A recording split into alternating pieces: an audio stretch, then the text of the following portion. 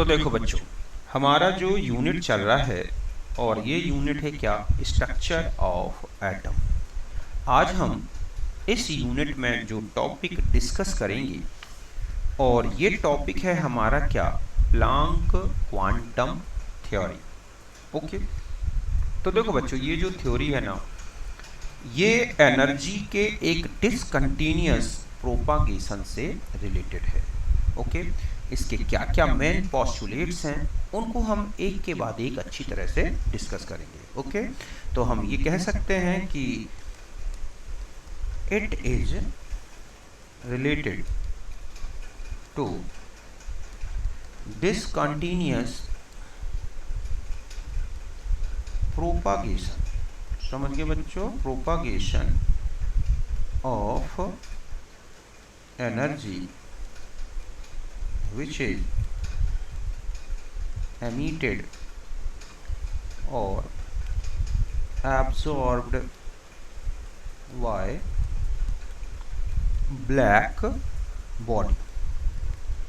इस black body के बारे में बच्चों में अलग से डिटेल में बताऊंगा, ठीक है। अकॉर्डिंग टू दिस थ्योरी, पहला पोस्टुलेट है बच्चों, इसमें क्या बोला गया कि द एनर्जी, ठीक है, जो एनर्जी है, एनर्जी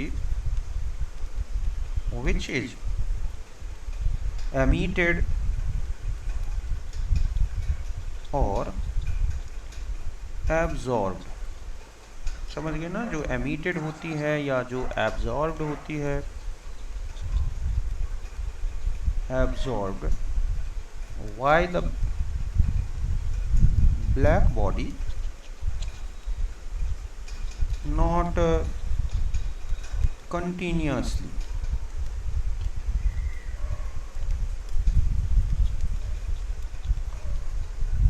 ठीक है, not continuously but discontinuously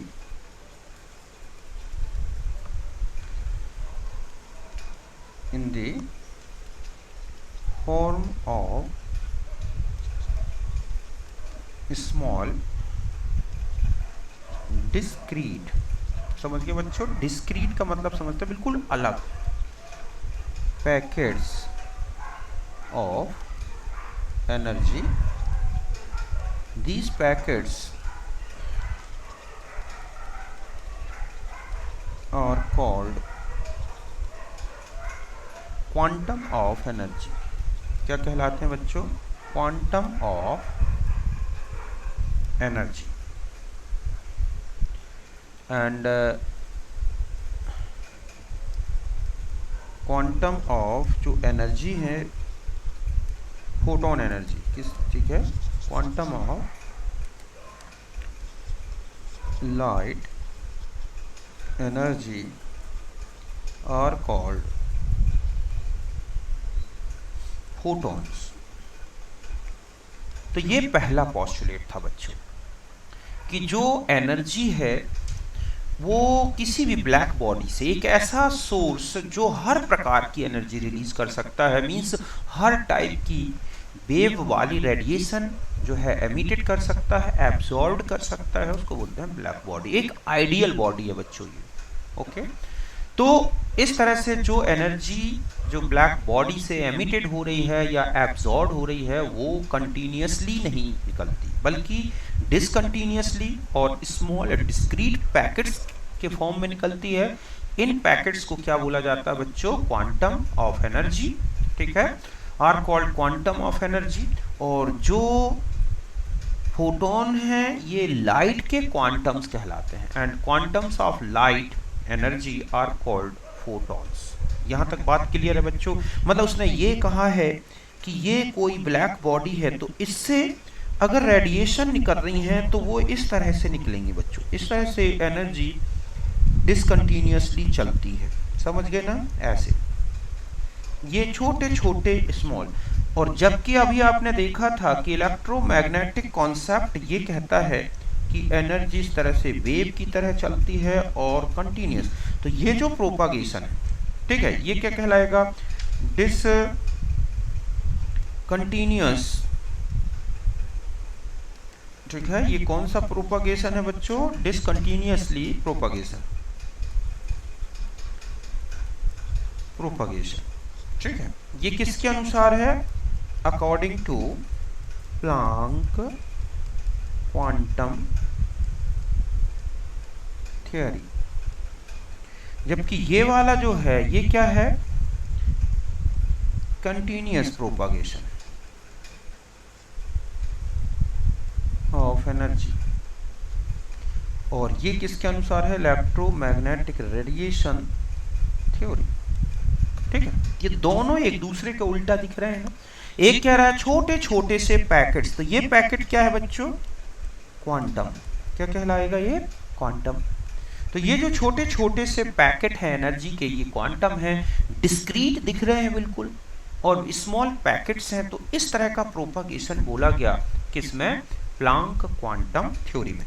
दूसरा इसने जो वो दिया है पोस्टुलेट, और इसमें क्या बोला गया कि जो एनर्जी होती है, समझ गए बच्चों, कि energy of quantum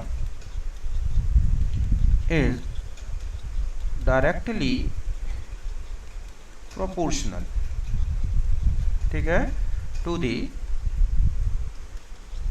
frequency of radiation. एक प्रकार से हम ये कह सकते हैं जो स्पीड है, जो क्वांटम की स्पीड है, उसके डायरेक्टली प्रोपोर्शनल है। Means E directly proportional to the nu, या E equal to H nu. यहां पर जो h है बच्चों, ये है प्लैंक कांस्टेंट। ओके, इसकी वैल्यू होती है 6.624 इंटू 10 टू द पावर -34। कितना होता है? 6.626। अच्छा 6 है तो मैं 6 ही कर देता हूँ। तो 6.626 into 10 to the power -34 joule second. Okay, ये है। और यहाँ पर जो न्यू है ये है क्या? फ्रीक्वेंसी ऑफ लाइट, जो कि सेकेंड इनवर्स में। पहला, ये दूसरा पोस्टुलेट था कि जितनी ज़्यादा स्पीड के फोटॉन्स होंगे उतनी ही ज़्यादा उसकी क्या होगी बच्चों? एनर्जी होगी। और तीसरा पोस्टुलेट ये है कि किसी भी ब्लैक बॉडी सोर्स से रेडिएंट एनर्जी जो निकलेगी, तो वो टोटल जो एनर्जी होगी वो एक फोटोन की एनर्जी का एक इंटीग्रल मल्टीपल में होगी। मतलब ये कहा गया कि नेक्स्ट है कि टोटल एनर्जी ऑफ, ठीक है, particular radiation wave is equals to integral multiple of energy of photon. समझ गए बच्चों कि इसने ये कहा है कि अगर मान लिया जाए कि ये एक रेडिएशन है, तो इसमें जितने फोटॉन्स होंगे, तो हम इस पूरी रेडिएशन की एक एनर्जी की बात करें कि ये जो निकल रही है इस तरह से, जो ये फोटॉन्स निकल रहे हैं, तो इसने ये कहा है कि किसी भी सोर्स से जो फोटॉन्स निकलेंगे ना बच्चों, वो एक इंटीग्रल नंबर में निकलेंगे, 1 2 3 4 5 इस तरह से। मीन्स उसने कहा है कि जो टोटल एनर्जी है वो n इंटू एच न्यू। समझ गए ना? मतलब यहां पर n क्या है? नंबर ऑफ फोटॉन, जो कि एक क्या होंगे बच्चों? होल नंबर में, इंटीग्रल नंबर। ठीक है, तो एक फोटोन की कितनी एनर्जी है, और टोटल सारे फोटॉन्स चूंकि एक से होंगे, उसकी एक ही एनर्जी रेडिएशन के पर्टिकुलर, तो वो कुल कितने हैं उनसे मल्टीप्लाई कर दें तो हम टोटल नंबर ऑफ फोटॉन्स निकाल सकते हैं। मींस n इक्वल टू ये जो होगा E total upon h new. तो ये जो वैल्यू आएगी वो एक इंटीग्रल नंबर में हो, मतलब 1 2 ऐसे 3 या जो भी हो। तो ये टोटल ये कहलाता है बच्चों प्लांक क्वांटम थ्योरी। मतलब समझ गए ना कि इसमें एनर्जी डिसकंटिन्यूअसली छोटे छोटे स्मॉल पैकेट्स के फॉर्म में निकलती है। इन पैकेट्स को बोलते हैं क्वांटम, लाइट के क्वांटम को बोलते हैं फोटॉन्स। दूसरा है कि जो फोटोन की एनर्जी होगी वो रेडिएशन की जो फ्रिक्वेंसी है उसके डायरेक्टली प्रोपोर्शनल होगी, और एक पर्टिकुलर वेव के सारे फोटोन्स एक से होंगे। इसका मतलब है total energy of radiation equals to the integral multiple of energy of one photon. समझ गए ना? इस तरह से हम फोटोन्स निकाल सकते हैं। तो ये था बच्चों क्या, प्लांक क्वांटम थ्योरी। एक थोड़ा सा मैं ब्लैक बॉडी के बारे में बता दूं, फिर हम इससे देखेंगे कि कौन कौन से फिनोमिना है लाइट की जो प्लांक क्वांटम थ्योरी से एक्सप्लेन की जा सकती हैं, और कौन कौन सी फिनोमिना है जो वेव थ्योरी से एक्सप्लेन की जा सकती हैं। तो एक अगर हम यहाँ देखें, ठीक है बच्चों, कि एक ब्लैक बॉडी रेडिएशन क्या कहलाती हैं, और ये जो इनकी एनर्जी है वो किस पे डिपेंड करेगी। ब्लैक बॉडी रेडिएशन, ठीक है बच्चों, पहले मैं थोड़ा सा इसको एक्सप्लेन कर दूं और फिर हम देखते हैं कि कौन कौन सी फिनोमिना से ये रिलेटेड है। तो ध्यान रखें कि जो ब्लैक बॉडी है ना, black body is an ideal body. ये केवल एक आइडियल बॉडी है बच्चों, समझ गए ना? बॉडी जो है कि विच एमिट्स, समझ गए ना, जो क्या कर सकती है बच्चों, which emits each type of emits and absorbed, समझ गए ना, absorbed radiations of all frequencies। मतलब दुनिया की जितनी फ्रिक्वेंसीज होती हैं उन्हें सबको एब्जॉर्ब भी कर सकती है, और उन सबको क्या कर सकती है बच्चों, एमिट भी कर सकती है।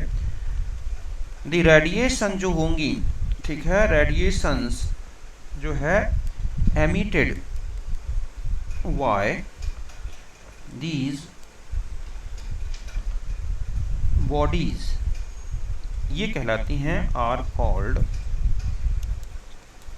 Black body radiation. समझ गए बच्चों कि एक ऐसा सिस्टम, एक ऐसी बॉडी, आइडियल बॉडी जो हर फ्रिक्वेंसी की रेडिएशन को एमिट कर सकती है, एब्जॉर्ब कर सकती है, उसको बोलते हैं क्या बच्चों, black body radiation. Max Planck जो था ना, इसने ये पहला कॉन्सेप्ट दिया था। मैक्स प्लांक जो है इन 19, ठीक है, gave the concept of black body. समझ गए बच्चों कि मैक्स प्लांक ने ब्लैक बॉडी कॉन्सेप्ट प्रपोज किया था, कि इसने ये कहा था कि व्हेन एनी सॉलिड बॉडी, समझ गए ना, when any solid body is heated, तो दे एमिट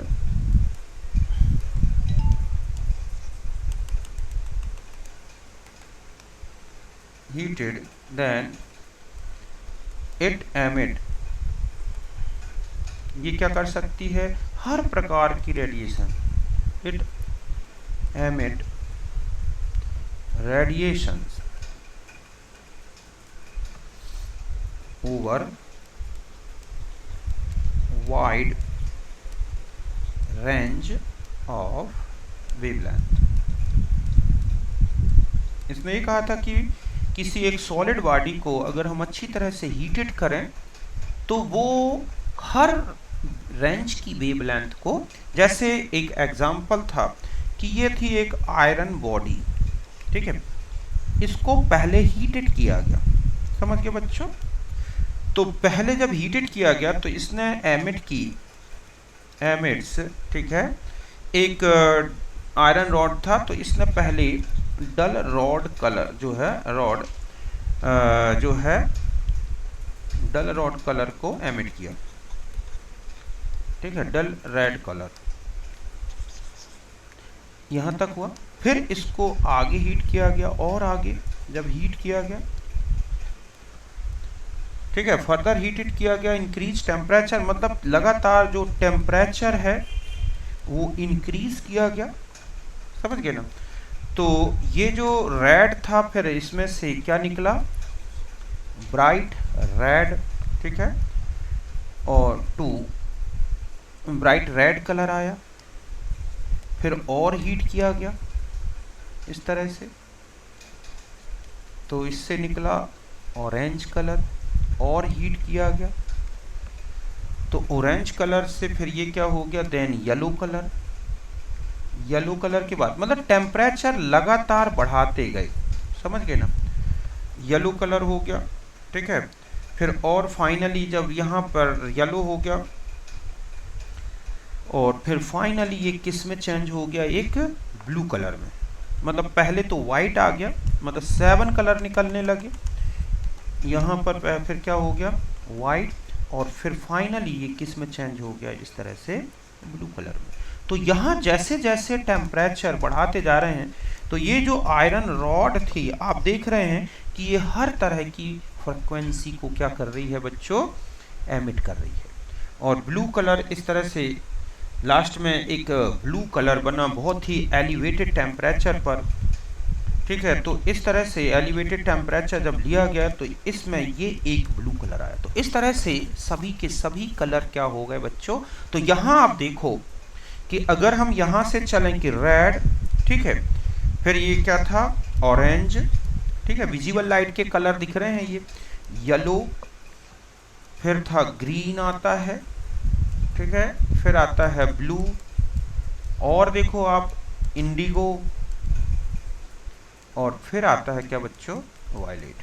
तो ये जो है आप देख रहे हैं कि यहाँ पर इनकी फ्रीक्वेंसी क्या होती जा रही है, बढ़ती जा रही है। तो यहाँ पर जो टेम्परेचर है, ठीक है, हीटिंग टेम्परेचर जो है ये भी क्या होता जा रहा है, इंक्रीज हो रहा है। तो इस तरह से आप देख रहे हैं कि जैसे जैसे टेम्परेचर बढ़ाते जा रहे हैं हर कलर की क्या निकलती जा रही है, फ्रीक्वेंसी।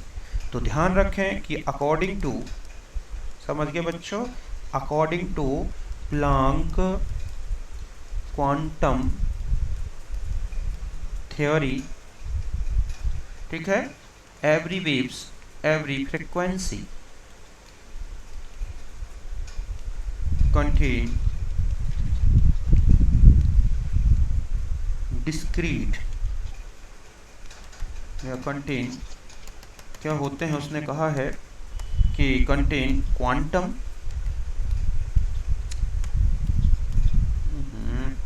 ये और गड़बड़ हो जाती,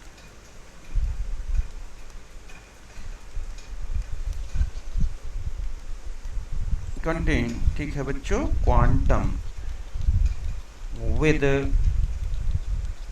particular energy, ठीक है, and quantum of different frequencies or differ in energy। समझ गए बच्चों कि इसने ये कहा कि हर एक कलर का अपना अपना फोटोन होता है और एक पर्टिकुलर एनर्जी का जो क्वांटम होगा वो दूसरी एनर्जी या दूसरी फ्रिक्वेंसी की क्वांटम से बिल्कुल अलग होगा। तो इस तरह से इसने ब्लैक बॉडी रेडिएशन के बेस पर ही क्या दिया था बच्चों, प्लैंक क्वांटम थ्योरी। अब देखो बच्चों, अगर मैं ये कहूँ कि लाइट फिनोमिना जो कि रिलेटेड है, ठीक है, कि रिलेटेड जो फिनोमिनाज हैं, रिलेटेड फिनोमिना, या हम ये कहें कि light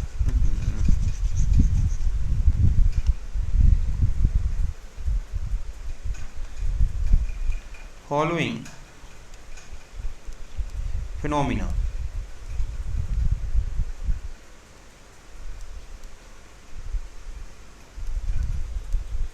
related to Planck quantum theory। ठीक है बच्चों, कौन कौन सी थी देखो।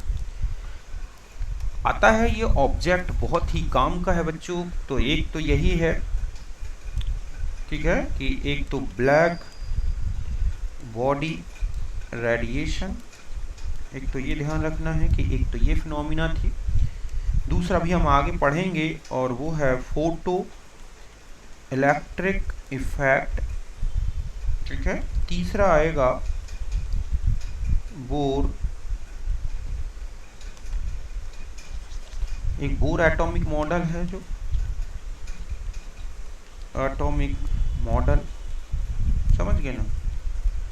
चौथा है हाइड्रोजन स्पेक्ट्रम, जब आप हम इसके बारे में पढ़ेंगे तो हाइड्रोजन स्पेक्ट्रम है।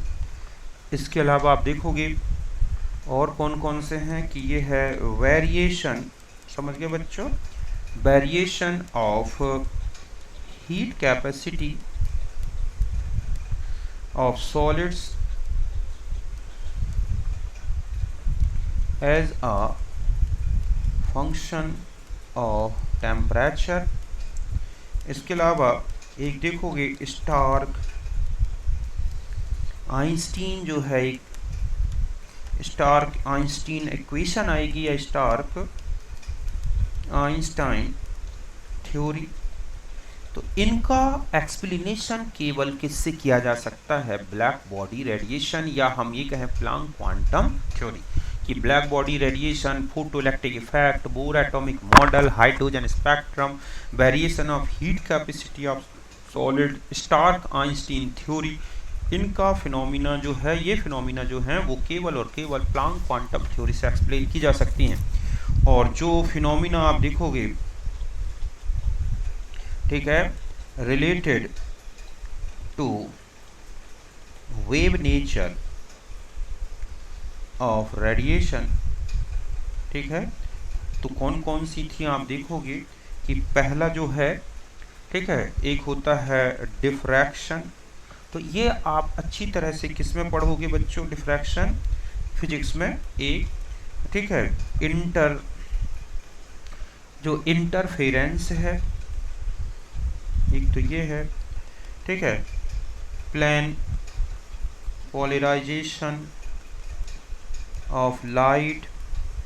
इसके अलावा और देखोगे, ठीक है, डिफ्रैक्शन है, रिफ्लेक्शन है। तो ये सब फिनोमिना किससे रिलेटेड हैं बच्चों, ये सब की सब लाइट के वेव नेचर से रिलेटेड है। इनका एक्सप्लेनेशन वेव थ्योरी से किया जा सकता है लेकिन क्वांटम थ्योरी से नहीं किया जा सकता। और जो ऊपर आप देख रहे हैं उनको क्वांटम थ्योरी से एक्सप्लेन कर सकते हैं लेकिन वेव नेचर से एक्सप्लेन नहीं कर सकते, कि लाइट इंटरफेयर करती है, जबकि क्वांटम के इंटरफेरेंस कर सकते हैं, पार्टिकल इंटरफेरेंस कर सकते हैं, नहीं कर सकते। तो इस तरह से बाद में ये दोनों थ्योरीज जोड़ दी गई और फिर उसके बाद ये कहा गया कि लाइट में एक क्या होता है, ड्यूअल नेचर, मीन्स दस हम ये कह सकते हैं कि दस, ठीक है, light so dual nature, means हम ये कह सकते हैं, means light having wave nature, ठीक है बच्चों, wave nature as well as particle nature, कि दोनों नेचर हैं। किसी एक फिनोमिना को लेके आप लाइट की सारी प्रॉपर्टी एक्सप्लेन नहीं कर सकते, समझ गए ना, क्योंकि ये थ्योरी जो है किसी एक, मतलब लाइट की सारी प्रॉपर्टी को किसी एक थ्योरी से एक्सप्लेन नहीं किया जा सकता। तो बाद में इस तरह से बहुत सारे और भी कॉन्सेप्ट हैं, बाकी हम यहाँ पर जो है केवल इसी के बारे में पढ़ेंगे। तो जैसे एक क्वेश्चन बता दूं कि ये है वेवलेंथ है मान लो 1000 एंगस्ट्रॉम की, तो आपको कैलकुलेट करना frequency, sorry wave number, frequency and energy, ठीक है। तो हमें ये कैलकुलेट करनी है, तो हम कैसे करेंगे। तो देखो बच्चों, सबसे पहले मैं जैसे कहूँ कि फ्रीक्वेंसी निकालनी, तो आप जानते हैं c/λ कर दें। यहाँ लैम्डा कितना है, 1000 एंगस्ट्रॉम, आप इसे 1 × 10⁻⁻7 मीटर लिख दें, ठीक है। तो फ्रीक्वेंसी देखो क्या आ जाएगी, 3 × 10⁻, कितना होता है 8 मीटर पर सेकेंड और आपके पास ये है -7 मीटर, तो फ्रिक्वेंसी आ जाएगी 3 इंटू 10⁻15 मीटर, सॉरी मीटर नहीं, ये आ जाएगी इस यूनिट में सेकेंड इनवर्स मीन्स हर्ट्ज में। ये तो हो गई हमारी क्या फ्रिक्वेंसी, ठीक है। दूसरा क्वेश्चन है, दूसरा क्या है, वी बार निकालना है। तो वी बार इक्वल टू 1/λ, तो 1/10⁻⁻7 मीटर मीन्स 10⁻7 मीटर इनवर्स, ठीक है। तीसरी है एनर्जी, ये एक फोटोन की एनर्जी लेंगे तो h न्यू, तो यहाँ पर h 6.626 into 10⁻⁻34 joule second into, ये कितना है बच्चों, देखो फ्रीक्वेंसी 3 इंटू 10⁻15, तो हमारे पास आ जाएगी 6.626 इंटू 3 इंटू 10⁻, यहाँ 15 माइनस कर दो तो 19 जूल, क्योंकि ये सेकेंड इनवर्स में है, समझ गए ना। तो इस तरह से आपने इसको, एक फोटोन की क्या निकली बच्चों, ये एनर्जी, समझ गए ना। तो ये कितनी हो जाएगी 6.626 इंटू ये है 3, तो ये हो गई 19.878 इंटू 10⁻⁻19 जूल, या 1.9878 इंटू 10⁻⁻18 जूल। तो ये हो गई एनर्जी ऑफ रेडिएशन। यहाँ तक बात अच्छी तरह से क्लियर है। और देखो दूसरा है कि एक बल्ब है, ठीक है बच्चों, बल्ब एमिट्स 100 वाट, या आपका सॉरी ये 2 मिनट, इसको हम ये कहें कि 100 वाट बल्ब, ठीक है, emits 400 nm radiation. Calculate number of photons per second, समझ गए बच्चों।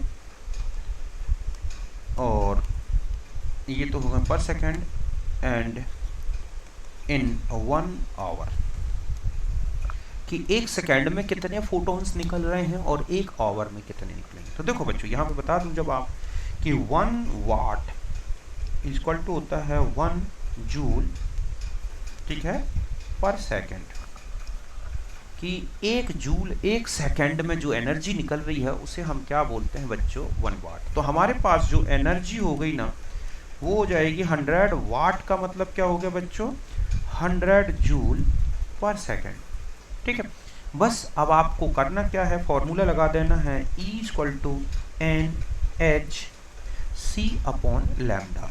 तो आपको कैलकुलेट करना है n, तो हो जाएगा E λ/NC। अब यहाँ देखो आप कि सॉरी यहाँ पर हो जाएगा आपके पास, यहाँ हो गया आपके पास HC। अब यहाँ मैं बता दूं एनर्जी तो आपको दे रखी है 100, ठीक है, जूल पर सेकेंड, लैम्डा है 400 nm, आप इसे मीटर में ले रहे हैं तो 400 into 10⁻⁻9 metre means 4 into 10⁻⁻7 metre, ठीक है। लैम्डा आपको पता है 6.626 इंटू 10⁻⁻34 जूल सेकेंड, सी भी पता है 3 इंटू 10⁸ मीटर पर सेकेंड। तो n की वैल्यू देखो कितनी हो जाएगी, E हो गई 100 इंटू लैम्डा कितना हो जाएगा बच्चों, 4 इंटू 10⁻⁻7 अपॉन में देखो कितना बचा 6.626 इंटू 10⁻⁻34, ठीक है। और लाइट हो गई 3 इंटू 10⁸। बस अब आप इसे सॉल्व कर लो तो आपके पास देखो बच्चों कितना बचेगा, 4, ये 2 और हटा दो, है ना, इंटू 10⁻⁻5, यही हो गया ना, इंटू ये और ले जाओ तो 10⁻, और इसके अलावा यहाँ -8 और ऐड कर दो, और ये हो गया माइनस की जगह +34, और अपॉन में देखो आपके पास क्या बचा 6.626 इंटू 3, यही बचा ना। बस अब आप इसे सॉल्व कर लो तो आप देखोगे क्या फोटोन आ जाते हैं, कितने नंबर ऑफ फोटोन्स आते हैं, तो कितना हो जाएगा देखो, अच्छा ये तो ये कितना हो जाएगा बच्चों, 4 डिवाइडेड बाई 4 ही बचा ना, ऊपर 2 जीरो मैंने हटा दिए तो हो गया 5, तो 4 डिवाइडेड बाई 6.626 फिर डिवाइडेड बाई 3, तो ये आ गया आपके पास 0.201 इंटू 10⁻, ये हो गया 13 में दिक्कत, तो ये हो जाएगा बच्चों कितना 21 या 2.01 इंटू 10⁻²2। ठीक है, ये हो गया 8 और 5 13 माइनस कर दो इसमें तो बचेगा कितना बच्चों 34 में से 30 तो 21, तो पावर और कम हो जाएंगे ना, तो यहाँ पर हो जाएगा चूँकि आपने पॉइंट आगे की तरफ शिफ्ट किया है, तो ये हो जाएगा आपके पास ये था तो 2.01 इंटू 10⁻20 फोटॉन्स। तो ये बचेगा कुल मिला के हमारे पास रिजल्ट। समझ गए बच्चों? तो यहाँ तक अच्छी तरह से क्लियर है आपका? तो ये था हमारा आंसर इसका।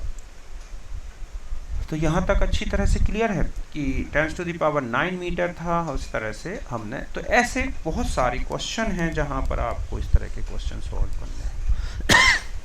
ओके, तो ये है हमारा कुल मिला के। तो ध्यान रखें, एक तो ये क्वेश्चन बहुत ही इंपॉर्टेंट है बच्चों, कौन सी फिनोमेना ब्लैक बॉडी रेडिएशन से जुड़ी है, कौन सी फिना। एक और पॉइंट बता दूं एक काम का, ये आता रहता है कि अकॉर्डिंग टू, समझ गए बच्चों, जो अकॉर्डिंग टू क्लासिकल थ्योरी थी, वेव थ्योरी, समझ गए ना, कि जो क्लासिकल वेव थ्योरी है, अकॉर्डिंग टू क्लासिकल, ठीक है, मैकेनिक्स, नेक्स्ट द एनर्जी, ये था इसका कि द एनर्जी ऑफ, ठीक है, रेडिएशन, ये जो है directly proportional to the intensity of light या रेडिएशन। ये क्लासिकल थ्योरी का कॉन्सेप्ट था, समझ गए ना। तो हम ये कह सकते हैं कि जो एनर्जी ऑफ रेडिएशन है, समझ गए ना बच्चों, नॉट अल्टर्ड विद टेम्परेचर, ठीक है, तो ये ऐसा होना चाहिए। तो लेकिन आप देखते हैं कि जो रेडिएशन एनर्जी है उसमें जो एमिटेड फ्रिक्वेंसीज हैं, ठीक है, बट आपने देखा था, but in black body radiation, आपने देखा है ब्लैक बॉडी रेडिएशन, जो एनर्जी ऑफ रेडिएशन है, ठीक है, function of as a function of temperature, means frequency directly proportional to the, ये है।